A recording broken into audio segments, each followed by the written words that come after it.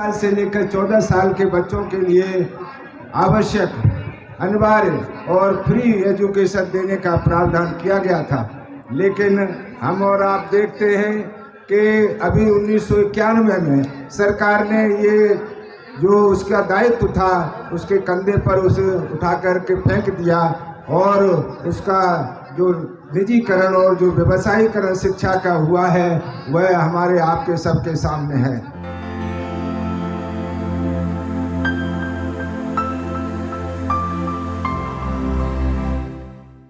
संचालक जी महोदय, मैं सबसे पहले अपने सभी संतों को, गुरुओं को, महापुरुषों को नमन करते हुए सम्मानित मंच और उसमें भी राष्ट्रीय बौद्ध महासभा के संस्थापक अध्यक्ष माननीय धर्म प्रकाश भारती जी और सामाजिक न्याय परिषद के राष्ट्रीय संयोजक माननीय साहब सिंह बघेल भैया जी और यहाँ देश के अनेक प्रांतों से उपस्थित मंच पर उपस्थित अतिथिगण, सामने बैठे हुए सभी हमारे देश के मेरे हिसाब से करीब 18 से 20 राज्यों के यहाँ प्रतिनिधि हैं। मैं सभी का अभिनंदन करता हूँ, सभी का स्वागत करता हूँ और इस आज के विशाल धरना प्रदर्शन में हमारे जो मीडिया कर्मी हैं उन सभी को स्वागत करते हुए, अभी आपने साथियों हमारे विभिन्न वक्ताओं को सुना है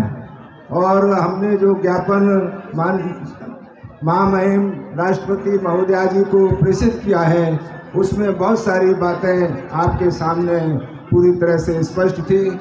आप ये तथ्यों के माध्यम से भी देख रहे हैं कि आज का ये धरना प्रदर्शन जो आप सब साथियों ने किया है इसमें देश में जो ज्वलंत समस्या हैं उनको पूरी तरह से उठाया गया है, चाहे वो निजीकरण का मामला हो, चाहे शिक्षा के राष्ट्रीयकरण का मामला हो और चाहे पुरानी पेंशन की बहाली का मामला हो, ये कोई भी मामला छूटा नहीं है।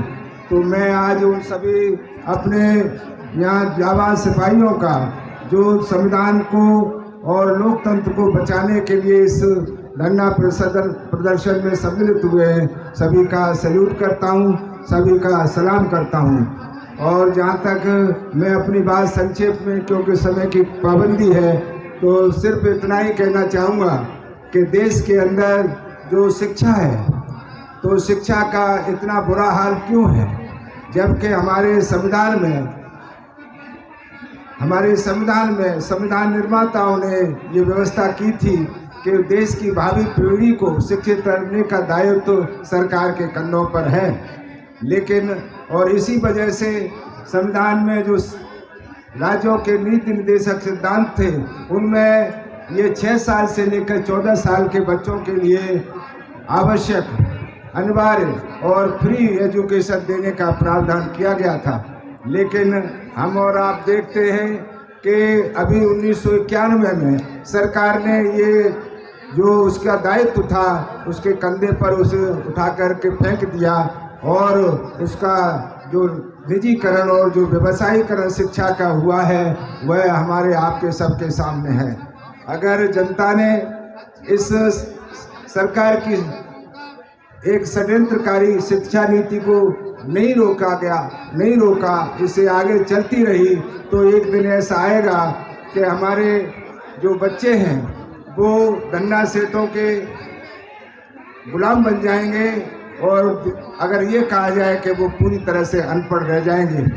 आपने ये देखा है, आखिर ये शिक्षा का जो सरकार को बहाल क्यों करना चाहिए, इसके बारे में बाबा साहब डॉक्टर अम्बेडकर का एक कथन मैं आपके सामने रखना चाहूँगा।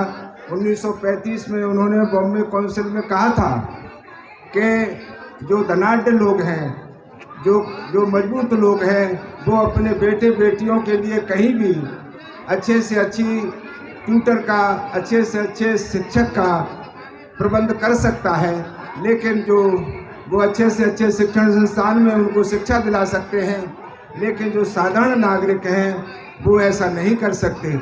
इसलिए जो बच्चों को, आगे की पीढ़ी को शिक्षित करने का दायित्व है वो सरकार का होना चाहिए। उसे सरकार को स्कूलों को खोलना चाहिए और उन बच्चों के लिए, आम आदमी के बच्चों के लिए शिक्षा की व्यवस्था करनी चाहिए।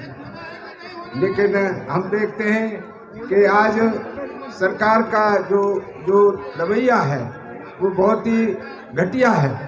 अभी इसी बात को ध्यान में रख कर के मैं आपको याद दिलाना चाहता हूँ कि बाबा साहब डॉक्टर अम्बेडकर ने क्यों कहा था कि ये शिक्षा शेरनी का वह दूध है, वो दूध है जो पिएगा वही गुर्राएगा, वही दहाड़ेगा। और इसीलिए बाबा साहब डॉक्टर अम्बेडकर ने इस शिक्षा के सरकार के ऊपर इसका दायित्व डाला था। दूसरा, महामना ज्योतिबा फुले ने क्यों कहा था कि विद्या बिन मति गेले, मति बिन नीति गेले, नीति बिन गति गेले, गति बिन संपत्ति गेले, एक विद्या बिन शूद्र खचले। ये मराठी में मैं समझता हूँ, महाराष्ट्र के हमारे विद्वान साथी हैं, वो समझते हैं कि अकेले विद्या के कारण इतना बड़ा अहित हुआ। तो मैं संक्षेप में ये बात कहते हुए कि शिक्षा देश की भावी पीढ़ी का भविष्य निर्माण करती है। आज की वर्तमान स्थिति में आप देखते हैं कि जो प्राथमिक शिक्षा है उसमें कई तरीके की शिक्षा दी जा रही है। एक ग्रामीण पाठशालाएं हैं जहाँ 100-125 रुपये, 100-1200 रुपये में किसी को बेरोजगार को सरकार वहाँ टीचर बना देती है, अध्यापक बना देती है। दूसरा, ग्रामीण प्राथमिक विद्यालय हैं जहाँ विद्यालय नहीं है, जहाँ पर शिक्षक नहीं होते। शहरी प्राथमिक विद्यालय हैं जो बहुत ही जर्जर भवन हैं जिनके, या बहुत सकरे हैं, या जहाँ पर कोई सुविधा नहीं है। ऐसी निजी विद्यालय हैं तीसरी तरीके। और चौथी तरीके के वो विद्यालय हैं जो बहुत हाई प्रोफाइल हैं, जिन्हें हाई प्रोफाइल पब्लिक स्कूल कहते हैं, जहाँ बहुत मोटी फीस दी जाती है और डोनेशन दिया जाता है और एक तरीके से ग्रांट बच्चों के लिए वो आप माफी के साथ अच्छा, तो आप खड़े हैं तो मैं ये समझ रहा हूँ। तो मेरा कहना है कि इस तरह की शिक्षा जिसमें कहा जाए संक्षेप में कि सरकारी स्कूल गरीब लोगों के लिए, गरीब के बच्चों के लिए, और निजी स्कूल मध्यम वर्ग के बच्चों के लिए, और ये जो पब्लिक स्कूल हैं ये उन बच्चों के लिए हैं जिनके माँ बापों के पास अनाप शनाप पैसा है। तो ऐसे में हम लोग ये कैसे मान सकते हैं कि ये शिक्षा जो है एक ऐसी नागरिक पैदा करेगी जो सब एक सोच के साथ चलेंगे। पहले हम देखते थे कि जो इंजीनियरिंग MBBS हुआ करते थे तो वो सरकारी कॉलेजों से हुआ करते थे, लेकिन अभी कुछ सालों में आप देख रहे हैं कि ये काम प्राइवेट स्कूल कर रहे हैं, प्राइवेट कॉलेज कर रहे हैं। वो उन लोगों के लिए कर रहे हैं जिनके बच्चों में मेरिट नहीं है, जिनके बच्चों में मेरिट नहीं है और जिनके माँ बाप के पास अनाप शनाप पैसा है। तो ये सोच जो है इससे क्या हो रहा है कि दोहरी शिक्षा और दोहरी नागरिकों के निर्माण की कार्रवाई ये सरकार के माध्यम से बहुत ही षड्यंत्र के तहत चल रही है। इससे कभी भी नागरिकों में आपस में जो स्वतंत्रता है, समानता है और जो भाईचारा है, भ्रातृत्व है, ऐसी सोच पैदा नहीं हो सकती, भाईचारा पैदा नहीं हो सकता। इसलिए शिक्षा में एक रूपता लाना बहुत जरूरी है और इसके लिए शिक्षा का राष्ट्रीयकरण भी अति आवश्यक है। इसका एक ही रास्ता है कि शिक्षा राष्ट्रीयकृत हो। जैसे कभी आप देखते थे प्राइवेट बैंक हुआ करते थे तो हमारे बहुत से लोग बैंकों के दरवाजे तक नहीं फटक पाते थे। अगर एक सी शिक्षा हो जाएगी, शिक्षा का राष्ट्रीयकरण हो जाएगा तो ये आरक्षण की जो बात बहुत से लोग चिल्लाते हैं उसमें भी काफ़ी हद तक हमें समाधान मिलेगा। और इसलिए मैं ये कहते हुए कि जो गरीब अमीर हैं, छोटे बड़े हैं, किसान मजदूर हैं, उनके सभी बच्चों को समान शिक्षा मिलनी चाहिए और इसका निजीकरण और व्यवसायीकरण बंद किया जाना चाहिए।